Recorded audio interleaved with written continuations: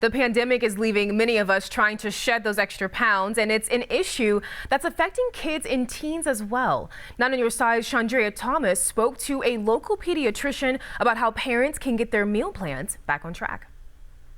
The coronavirus has millions of Americans finding ways to stay healthy and safe at home during the pandemic. And for kids, it can also be more difficult, especially with online learning and a drop in activity. We've all been staying home and not moving as much and have more access to snacks and food at home. Banner Hospital pediatrician Dr. Helene Feldman says families are dealing with food insecurities and financial issues, and that makes it harder to get healthier foods into the home. And when it comes to solutions, Dr. Feldman works with families to set goals for success. For example, if a child is having juice every day, I say, it's much healthier if you have a whole orange versus having a glass of juice, which takes 3 oranges. The American Academy of Pediatrics says it's best to create a schedule for meals and snacks. It's also a good idea to limit screen time and to get some fresh air when you can. Focusing on trying to incorporate physical activity when at home,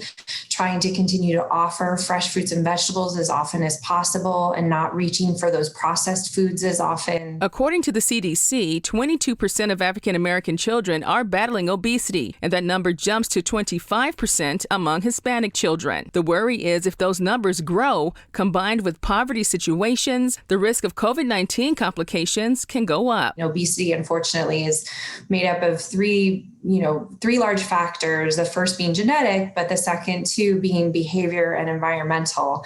And those last two things have changed dramatically with the pandemic. AAP also reports that 1 out of every 7 kids in the U.S. between 10 and 17 years old are dealing with obesity. The other thing that we've been seeing a lot of are mood disorders in children. So anxiety, depression, and that affects how we eat as well. Chandrea Thomas, KGUN 9 on your side.